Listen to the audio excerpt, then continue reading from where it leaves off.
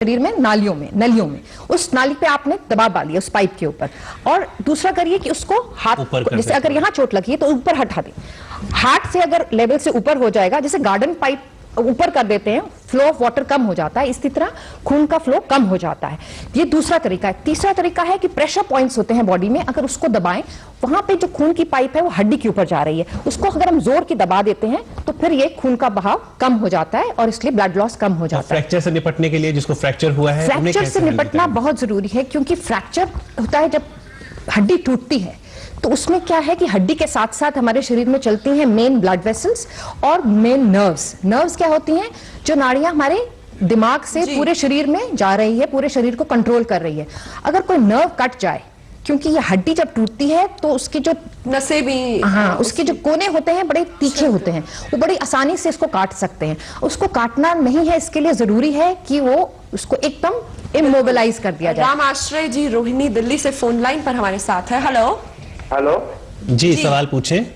हाँ मैडम, मैं रामाश्रय बोल रहा हूँ जी। हमारे यहाँ जो मकान बने हुए हैं वो ऐसे है कि चारों दीवारी, उनका गेट एक ही है, 30-40 मकान इकट्ठे हैं। तो उस सिचुएशन में अगर तो कोई भूकंप आ जाता है तो मतलब हम तो अंदर भी रहेंगे तो भी उससे निपट नहीं पाएंगे। बिल्कुल, उसके बारे में क्या कहते हैं आप? बिल्कुल ठीक कह रहे हैं आप।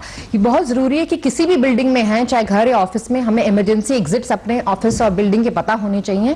और अगर ऐसी कंस्ट्रक्शन है तो इसमें तो बहुत जरूरी है कि ये बिल्डिंग सुरक्षित होनी चाहिए। अगर बिल्डिंग बिना अर्थक्वेक प्रूफिंग के बन चुकी है तो एक तरीका होता है, उसे कहते हैं रेट्रोफिटिंग, यानी कि बिल्डिंग के बाद, बनने के बाद भी उसको सुरक्षित किया जा सकता है।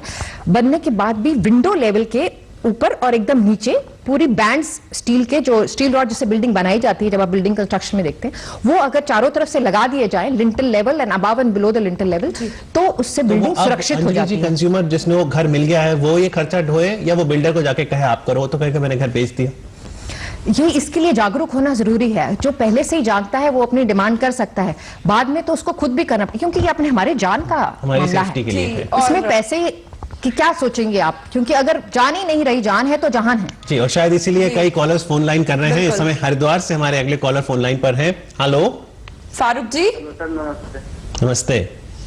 मेरे गांव में, मैं दिल्ली में रहता हूँ और मेरे गांव में मकान बने हुए हैं सर, तो ऐसी नींव खड़ी करके और ऐसे लिंटर डाल देते हैं, मतलब ऐसी ईंट का और सरिये का, तो इससे भी कोई प्रॉब्लम है? मतलब जब भूकंप एक बार आया था हल्का फुल्का तो वो लिंटर गिर गया, तो उसके लिए क्या करना चाहिए?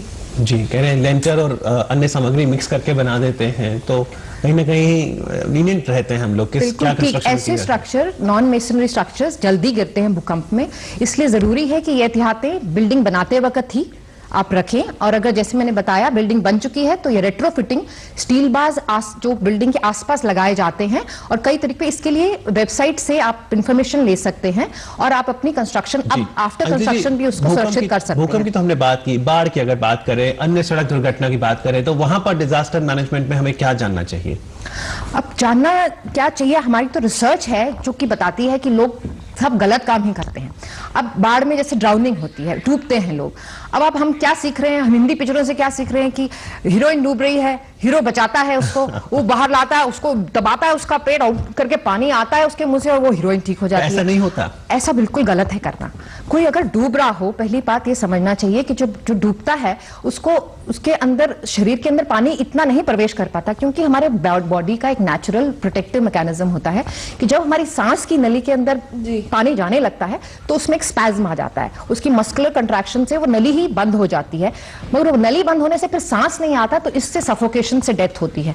तो ये हमें समझना होता है कि जो पानी अंदर गया है शरीर के, अगर वो पेट के अंदर गया भी है तो वो तो इतना नुकसान पहुंचाने नहीं वाला। हीरोइन को तो बचाना है, वो हीरो को क्या करना? हीरो को वो नहीं दिखाना चाहिए, क्योंकि इससे आम जनता गलत सीखती है। जब अगर किसी को जो डूब रहा है उसको बचा लिया गया है तो बस उसको साइड पोजीशन में रखिए। अगर जो मुंह से अगर पानी निकलना है तो निकल जाए, क्योंकि दबाने से क्या हो सकता है, कुछ नहीं करनी, जैसे कि आपने कहा सफोकेटेड बॉडी में लैक ऑफ जी। अगर उसके पानी चला गया है, मैंने बताया कि वो तो पेट से अपने आप निकल जाएगा अगर उल्टी भी आती है, मगर दबाएंगे तो जरूर उल्टी आ सकती है, और उसके जिसने जो खाया उसके मुंह में आया वो अब सांस की नली में जा सकता है। उससे जो पहले मौत नहीं हुई तो अब हो सकती है।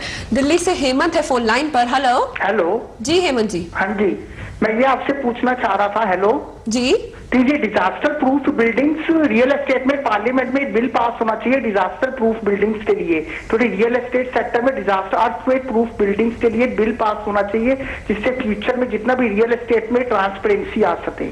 जी कह रहे हैं कि कानून आना चाहिए कि डिजास्टर प्रूफ बिल्डिंग ही आए, लेकिन आने वाले समय में आप उम्मीद बिल्कुल करते हैं। ठीक कह रहे हैं, कानून कुछ हैं मगर उनको इम्प्लीमेंट नहीं किया जाता है।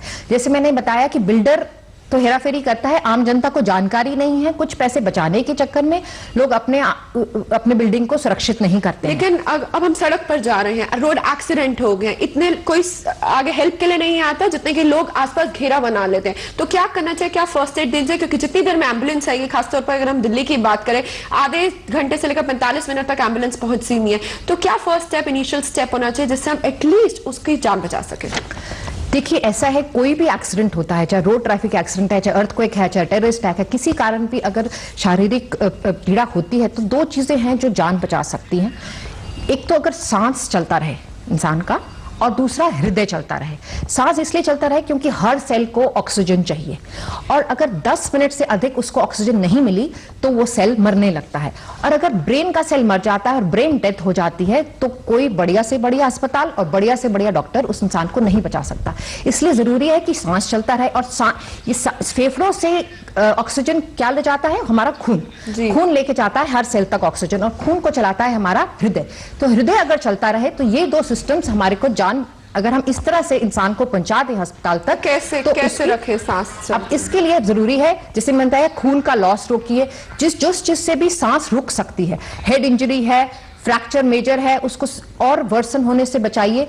ये सब तरीके सीखने के बाद अगर सांस किसी की रुक गई है तो कृत्रिम सांस देने की क्रिया होती है, माउथ टू माउथ ब्रीदिंग। एक आप एज ए हेल्पर उसको अपने मुंह से उसके मुंह में सांस डाल सकते हैं, जो कि उसके फेफड़ों में जाएगा, और आप देख सकते हैं उसका चेस्ट राइज एंड फॉल कर रही है। इसे करने के लिए शायद हम सभी को डॉक्टर जरूरी नहीं कि हम हो, अगर हम ट्रेनिंग भी ले लें फर्स्ट एड पर तो भी हम लोग किसी की जान बचा सकते हैं। इस समय फोन हमारा अलवर से था, आप हमें दोबारा फोन करें, हम आपका सवाल जो है अंजलि जी के सामने रखेंगे। लेकिन इस समय दृश्य जो हम देख रहे हैं अंजलि जी, क्या यही आप कह रहे हैं इस तरह से हम हेल्प कर सकते हैं, सांस पंप कर सकते हैं? बिल्कुल ठीक, ये हम ट्रेनिंग दे रहे हैं कॉमनवेल्थ गेम्स के वॉलंटियर्स को, और नफीजा जी कमेटी की चेयरपर्सन आकर कह रही हैं कि मुझे भी ट्रेनिंग दीजिए, क्योंकि मैंने आज तक ये सीखा नहीं है, जो कि खुद भी एक काफी बड़ी एनजीओ से जुड़ी हुई हैं। तो क्या माउथ टू माउथ आपने का ऑक्सीजन दीजिए? ये जो नफीसा जी कर रही थी, ये चेस्ट कंप्रेशंस कर रही थी, ये छाती पे दबाव इस तरह से डाल रही थी कि जो हृदय रुक गया है उसी गति से। रेशो क्या रहता है पंपिंग का? पंपिंग का रेशो रहता है कि 20 सेकंड में 30 बार छाती के ऊपर जोर की दबाव डालना है,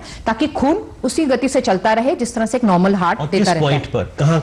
ये पॉइंट हमारी छाती के बीच में, टाई आप जहां टाई पहने हैं, सेंटर ऑफ द चेस्ट में और निप्पल एरिया के बीच में, यहाँ पे हथेली का ये हील रखना है और जोर की दबाव डालना है। 30 बार डालना है 20 सेकंड में, फिर सांस देना है। 2 बार सांस देना है, और सांस देने के लिए जरूरी है कि उसकी ठोड़ी ऊपर कर दी जाए, ताकि ये जो वायु मार्ग है, एयरवे खुल जाए, क्योंकि हमारी अपनी जीभ भी वहां जाके बैठ जाती है और वायु मार्ग को बंद कर देती है जब इंसान अनकॉन्शियस हो जाता है। इससे आपकी हार्ट बीट कंटिन्यू रहेगी और ऑक्सीजन लेवल बॉडी में कम नहीं होगा। बिल्कुल ठीक है, क्योंकि जो हम ऑक्सीजन ब्रीदिंग करते हैं, अंदर लेते हैं, उसमें उस हवा में 20% ऑक्सीजन है जो हवा हम अंदर लेते हैं, और जब बाहर छोड़ते हैं उसमें 16% है। तो अगर ये इंसान मूर्छित हो गया है और इसकी सांस रुक गई है, हम इसको सांस दे रहे हैं, ये अपनी जो एक्सहेल्ड एयर है जो हम बाहर निकालते हैं, वो भी अगर उसके अंदर हम देंगे तो 16% ऑक्सीजन वाली हवा से भी उसकी जान बचाई रखेगी जब तक वो अस्पताल नहीं पहुंचता। छोटी छोटी टिप्स हैं, कोई मूर्छित है, कोई इंजर्ड है, यदि हम ये छोटी टिप जानते हैं तो शायद हम उसकी जिंदगी वहां बचा पाए। और डिजास्टर मैनेजमेंट में बड़ा जरूरी है कि हर एक व्यक्ति इस कारवा में जुड़ जाए। अंजलि जी, कार्यक्रम में आके जानकारी देने के लिए आपका बहुत बहुत शुक्रिया। Thank you very much. Thanks. बिल्कुल, इन छोटी छोटी टिप्स का हमें रखना है ध्यान, इससे हमारी ही नहीं बल्कि दूसरों की भी हो सकती है सुरक्षा। बिल्कुल, और अगर हम बात करें प्यार की, सौहार्द की, तो ये जो मैसेज है ये हम तक पहुंचता है कई माध्यमों से, और उसका एक बहुत बेहतरीन माध्यम है नाटक। और